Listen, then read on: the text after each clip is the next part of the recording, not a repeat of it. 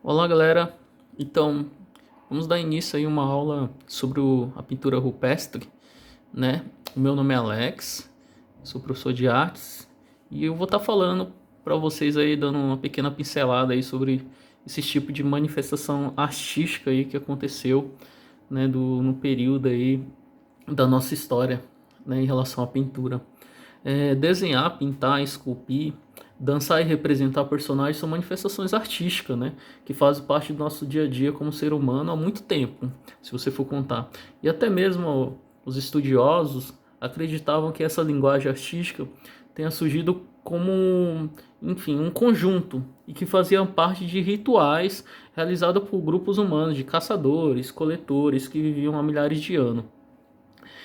Esses rituais tinham várias funções, como homenagear, no caso, homenagear algum deus, no caso, o antepassado de um grupo, e na realidade também de pedir a proteção às divindades e obter boas caçadas. Isso é importante. Isso daqui talvez eu vou ficar repetindo várias vezes, mas é para vocês ficar ciente que as pinturas rupestres eram essa manifestação artística, mas de proteção à divindade e principalmente aí também obter caças, boas caças, né, para capturar alguns animais. Tudo bem? Então, continuando, né, a pintura na realidade é uma das manifestações artísticas mais antigas que tem. Tá bom? Em várias partes do mundo aí, arqueólogos que encontraram as pinturas pré-históricas em paredes rochosas, pode comprovar isso daí. Existem até pinturas aqui no Brasil relacionadas à pintura rupestre. Essas pinturas, ela representa a cena de caça, dança, luta, além de situações também do cotidiano, né? Então, por meio de alguns estudos, né, sobre pintura, podemos conhecer melhor o hábito do ser humano pré-histórico. Por isso que essa aula é hiper importante, tá? Muitos estudiosos também, pessoal, eles afirmavam que as pinturas teriam funções mágicas, ou seja, os grupos de coletores e caçadores pré-históricos acreditavam que a cena representada por imagem realmente aconteceriam. Então eles estavam como uma espécie de prever o futuro, né? Assim que os caçadores fizessem alguma espécie de ritual enquanto pintavam a cena de caça bem sucedida, ele teria o sucesso na caça real. Tudo bem? Então uma pequena pincelada mesmo para a gente tentar entender o quanto é importante a pintura rupestre. Então não tem como eu falar de arte sem a gente conhecer a raiz, né, da onde surgiu, na realidade, esse tipo de manifestação artística. Tudo bem? Então vamos aí, a arte no Paleolítico, né? A última fase do Paleolítico superior tá datado aí em 35 mil anos antes de Cristo e 8.500 anos antes de Cristo. Isso daí foi a última fase do Paleolítico. Eu vou ficar gravando vários videozinhos mostrando aí o processo, qualquer coisa eu faço uma linha cronológica aí com vocês, tá bom? A arte do Paleolítico, pessoal, a criação de Vênus, a estatueta de pedra marfim, ela representa a fertilidade feminina. A gente já discutiu isso na sala de aula e eu cheguei a comentar com vocês que na realidade ela tinha essa questão de, de fertilidade. Então as mulheres naquela época elas eram tratadas como um símbolo de fertilidade, de ter e se reproduzir. Além de modeladas, aí no caso, né? Terracota, pedra, madeira e o osso, né? Marfim e osso, no caso. A Vênus, eu tenho algumas curiosidades sobre ela. A Vênus é o nome dado de uma mitologia romana, ela é associada ao ideal de beleza. Isso daí padrões de beleza feminina, tudo bem, na questão na época, né? Esse nome, na realidade, ele foi escolhido pelos pesquisadores para nomear representações femininas encontradas em diferentes lugares. Muitas delas criadas há milhares de anos, tudo bem? Uma das mais antigas mesmo, pessoal, é essa, né? A Vênus aí, que vocês vão encontrar na apostila de vocês. Na realidade, ela tem 30 mil anos, né? Ela foi encontrada na Austrália, né? E acredito que essa figura esculpida por caçadores-coletores era um símbolo de fertilidade. tudo bem? Apresentando característica aí feminina e o ideal para o povo que a produziu no caso, tá bom? Então, essa escultura eu acho que tem grande símbolo aí na história da arte. Tem um livro que eu gosto bastante, eu posso estar indicando para vocês aí, para vocês dar uma pesquisada, existe até PDF dele, né? Mas, enfim, esse livro aí você encontra aí, né? Se chama História da Arte, do Gombrich. Acho que vale muito a pena vocês conferir. O Gombrich é o pai da história da arte, né? História da arte europeia, no caso, né? Mas tem outro livro também bem bacana, que eu acho que vale a pena vocês conferir, que se chama Arte e Percepção Visual, do Rudolf Heine. É um livro que eu gosto muito, né? Acho que você que gosta de arte e quiser se aprofundar mais sobre a história da arte, desde das pinturas rupestres até os dias atuais, acho que vale muito a pena você conferir, tá bom? Aí tá a deusa, né, em dois ângulos diferentes aí, né, tanto de frente como de costa. Então, entre as esculturas do Paleolítico, nota-se o predomínio da figura feminina e a ausência da figura masculina. O fato dela ser representada como ancas largas e seio grande leva os historiadores a supor uma ligação com a fertilidade, foi o que eu falei para vocês anteriormente. Pelos vestígios encontrados, atribui-se a Vênus as primeiras formas conhecidas pelo homem. Essa escultura feminina foi produzida no Paleolítico Superior, tudo bem? Então ela foi esculpida em pedra marfim, foi o que eu falei para vocês agora há pouco, de pequenas dimensões. Ela é bem pequenininha, tá, pessoal? Ela é tão pequenininha, eu acho que chega a ser um palmo, né? E é símbolo de fertilidade. Aí tem outras esculturas mostrando como é que eram as esculturas da época, né? Você vê que a gente está falando aí de um período da história que eles já tinham uma noção de tridimensionalidade enorme, né? Então, além das pinturas que eram produzidas nas cavernas, eles já faziam escultura, né? O processo aí mostrando, geralmente seio farto, elas um pouco mais cheinhas, exatamente para mostrar essa ideia de fertilidade, tá bom? Período paleolítico não era arte. Então, existe algumas finalidades falando sobre isso, tá? A pintura rupestre em rocha nas cavernas, o céu aberto, com representações de animais. Aí tem uma pintura que foi feita na Espanha, né? Essa caverna é uma das cavernas mais famosas do mundo, tá bom? Que mostra realmente esse afresco, né? Se você for contar, apesar de ser pintado geralmente com sangue de animal ou com alguma coisa, pigmento natural, por exemplo, de planta, era a grande finalidade mágica, pretendia atrair a alma do animal para dentro. Isso é interessante, pessoal, porque a partir do momento que eles pintavam, eles acreditavam que eles estavam capturando a alma do animal, né? Então eles provavelmente tinham uma fé que a partir do momento que eles pintassem, eles estavam capturando o animal, então eles iam pegar esse animal futuramente. A mão negativo, a mão em negativo. Até mesmo no livrinho de vocês fala sobre isso, né? Que a mão negativa, na realidade, é uma técnica bastante usada pelos artistas pré-históricos. Através do pó colorido soprado por um canudo, denomina-se mão em negativo. Esse canudo, galera, é um canudo que era um osso, né? Eles pegavam um osso e soprava.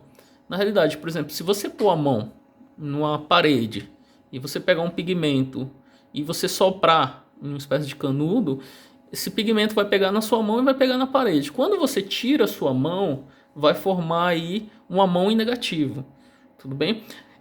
No grafite hoje em dia a gente chama isso de stencil, né? Stencil art. Para quem gosta dessa linguagem de arte urbana, tem um artista que eu indico bastante para vocês, que é o Taz, né? O Taz, que faz a Mona Lisa, né? Geralmente a Mona Lisa é bem contemporânea, né? Dançando funk. E o pai do grafite aqui no Brasil, um cara chamado Alex Vaulari, né? Inclusive dia 27 de março é o dia do grafite em homenagem a ele, né?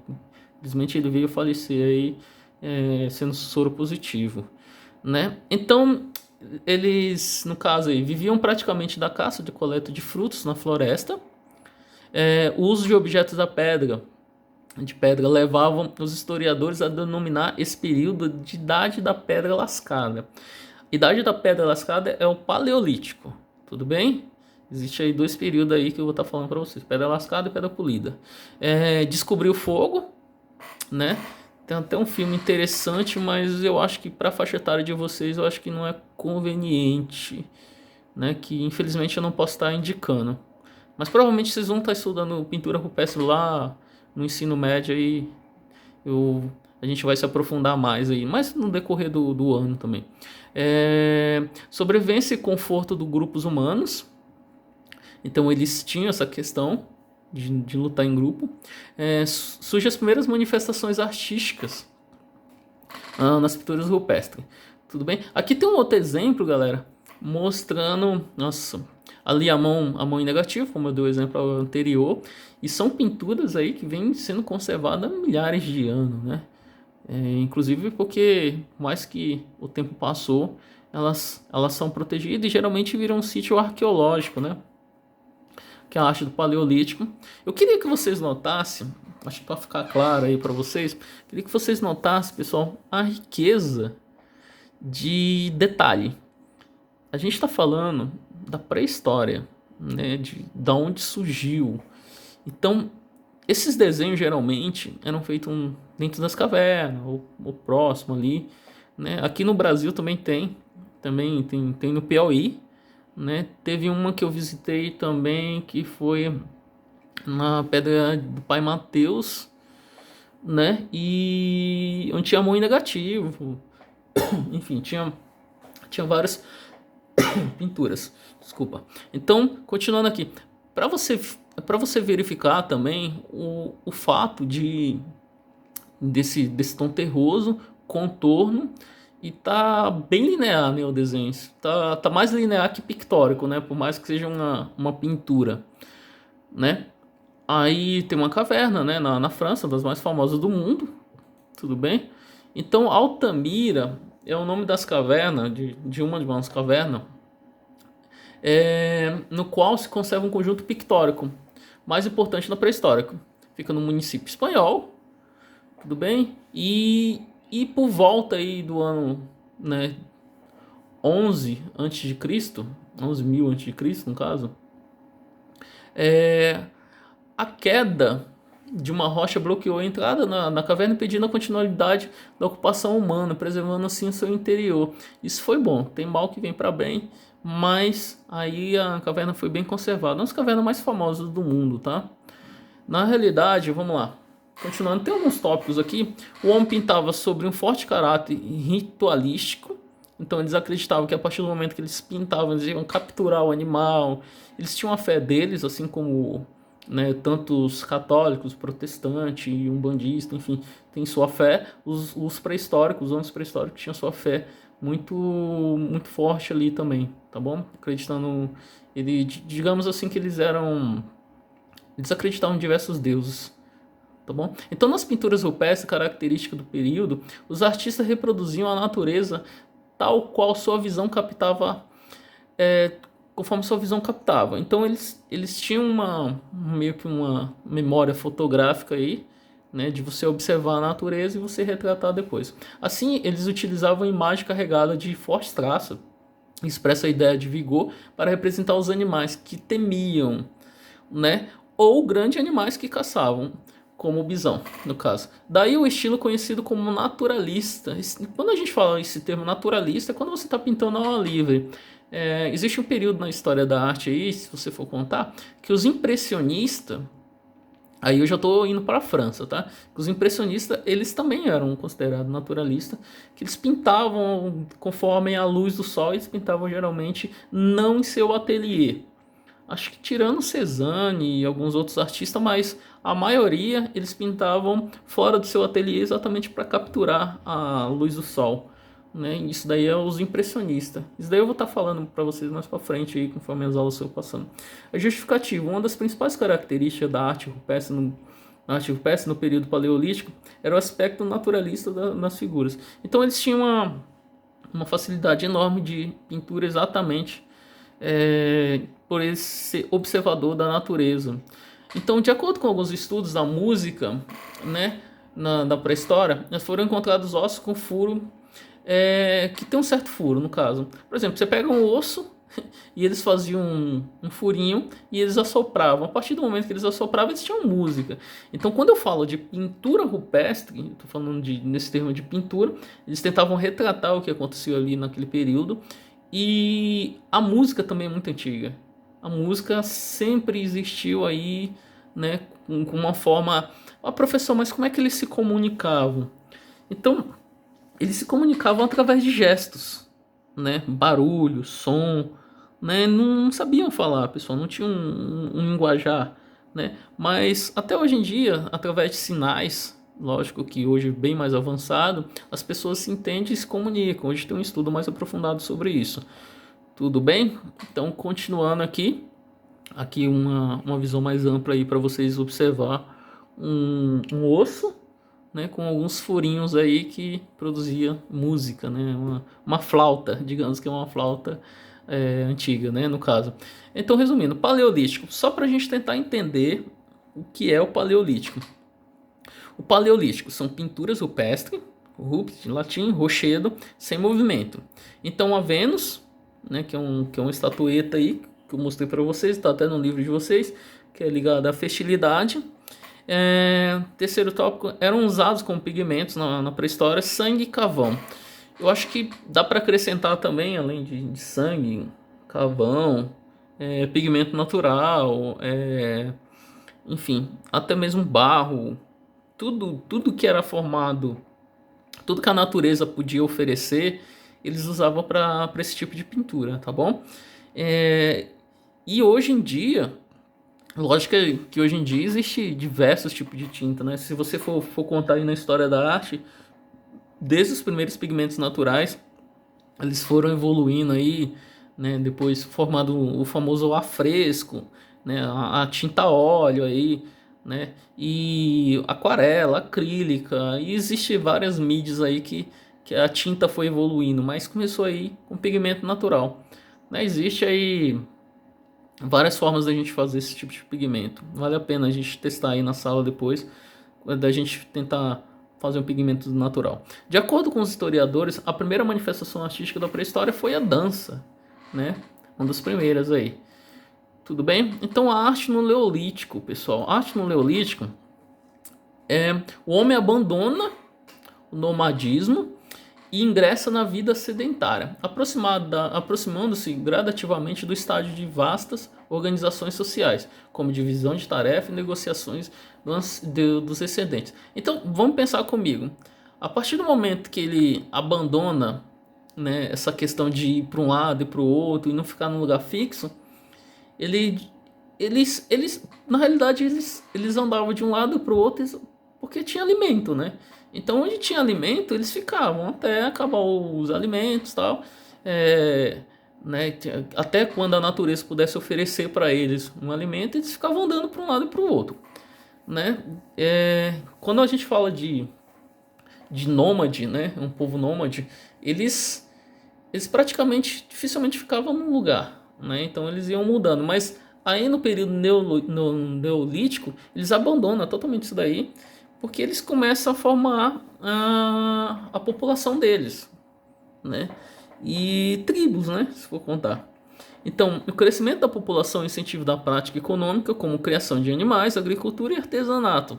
Pensa comigo, galera. A partir do momento que eles começam a notar que dá para criar os animais que eles capturam, e eles começam a plantar observando, e artesanato, no caso, eles produzindo, não tem para que eles ficar de um lado para o outro. Então, porque a partir do momento que você nota que a natureza ela te oferece, e você através daquela semente você pode plantar, você pode ficar ali naquele lugar tendo água, tendo comida, e uma manifestação artística também com o artesanato de você produzir aí para mostrar a sua vida, né, para mostrar até mesmo como forma de manifestação artística religiosa, ou até mesmo de manifestação artística, né, de produzir escultura. Isso era muito bom, né? Tanto é que aí, se você for contar na história da arte, as pinturas e esculturas elas vão crescendo e evoluindo cada vez mais, né? Se você for contar aí na história da arte mesmo, desde da Vênus, né? Ela foi uma evolução muito grande. Até hoje em dia a gente vê escultura aí do Romo Eck, o Romo Eck que teve uma exposição aí na Pinacoteca do Estado de São Paulo, né? A Patrícia Piscinini, que foi uma artista aí que fez escultura hiperrealista também, que teve exposição dela no CCBB. Enfim, são diversos artistas aí que vão evoluindo e a arte ela vai evoluindo cada vez mais. Lógico que cada um com a sua peculiaridade, né, no sentido do período da época. A gente tem que pensar com a cabeça da época. Para a época, as pinturas e esculturas estavam ótimas, né? Aí tem alguns adereços, algumas questões da agricultura para mostrar também, né, como eles caçavam, como é que eles plantavam, né? E vamos lá, continuando. A arte no Neolítico, pinturas rupestres, figuras humanas, estilizada, lembra a forma do corpo humano. Então, cena com um traço e movimento. Então, tem dois exemplos aí que você pode observar, que tem duas figuras humanas, que lembra muito, muito, galera, um stencil mesmo, né? Então, você nitidamente uma habilidade enorme que eles tinham, né? E a caça, né? Então, você pode ver que tem alguns animaizinhos aí, já mostra uma certa evolução, né, do traço, eles caçando os animais, né? É linda a pintura rupestre, esse contexto histórico mostrando aí, né, e toda a evolução do traço. Então, a arte no Neolítico. Então, vamos lá, tem alguns tópicos aqui: monumentos megalísticos, né, que são monumentos grandes, né? Funções religiosas, fúnebre, mágica ou ritual. Então, o primeiro, menhir, vem do único bloco em pedra, fincada no chão, em posição vertical. Vou estar dando exemplo mais para frente aí, tá? O dome, dois blocos de pedra, fincado no chão, lado a lado. O terceiro bloco colocado sobre os dois primeiros na posição horizontal. Cronlech é conjunto de minis e domes disposto de uma forma circular. Segue o exemplo aí, acho que fica mais. Nós artistas, a gente trabalha bastante com essa questão mais visual, né? Então tem um exemplo aí de meninos, né? E tem domes mostrando aí essa questão visual mais de um ângulo superior, né? Um ângulo visto de cima, né? E outro aqui, pessoal, a gente está falando aí de um período que na história que eles faziam coisas absolutamente irreal, né? Surreal, né? Como conseguiram colocar? Foi a natureza que fez isso? Foi os homens, né? Ninguém sabe realmente. Estudiosos falam que é uma forma de ritualística mesmo, né? Olha que visão linda, né? Então, mostrando aqui o fato, tá bom? Então, Nurage, no plural, são construções pré-históricas que são encontradas praticamente em todo o território da Sardenha, né? Uma ilha italiana localizada no mar Mediterrâneo. A única do gênero, trata-se dos maiores e mais conservadores monumentos megalísticos em toda a Europa, tá bom?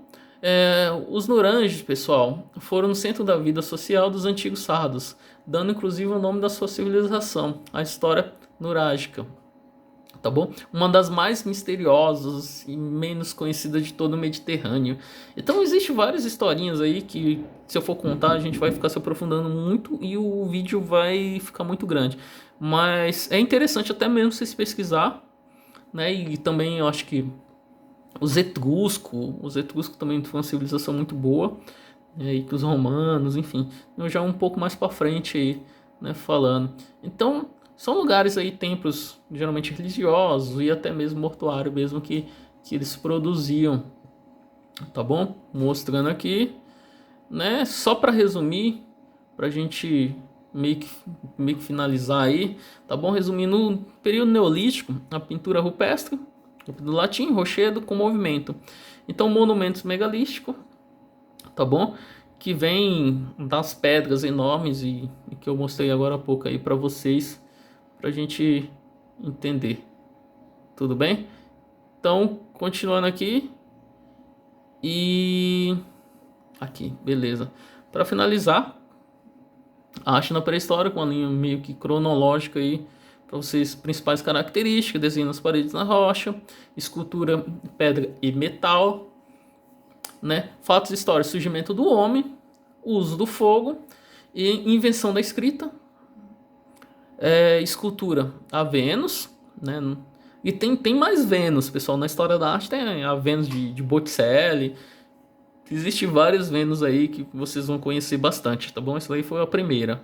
Bem, a pintura é o bisão, geralmente que eles desenhavam, tem a figurinha aí do seu lado esquerdo, superior, né? E cenas do cotidiano, que eram geralmente cenas de caça. Cavernas, né? No caso, a arquitetura, entra nessa questão de arquitetura. E no Brasil aí, o crânio da mulher Luzia, tudo bem? Então, são coisas aí que vale a pena aumentar o repertório aí de vocês. Lógico que isso que eu falei aí durante esse videozinho é uma pequena pincelada, né? Sobre a história da arte. Querendo ou não, a pintura rupestre, a arte rupestre, foi o primeiro movimento aí, se você for contar, da história da arte. Eu acho que merece todo o carinho e atenção aí pra gente entender o que eles faziam, para que eles faziam, né? Por que eles faziam esse tipo de pintura, né? E eu acho que talvez tenha ficado claro que era uma forma mais ritualística, né? Uma forma mais de que se eu desenhar um animal, eu vou capturar ele, eu vou capturar a alma do animal, eu vou usar pigmento natural, eu vou usar sangue, eu vou usar carvão. Então essa manifestação artística sempre teve, né, tanto na Europa como até mesmo aqui no Brasil aí, né, em sítio arqueológico, tá bom? Fica aí meu agradecimento, né, para vocês, e qualquer dúvida eu estou à disposição aí de vocês, tá bom? Um grande abraço, galerinha, saudade, muita saudade mesmo, e fica com Deus. Até mais, tá?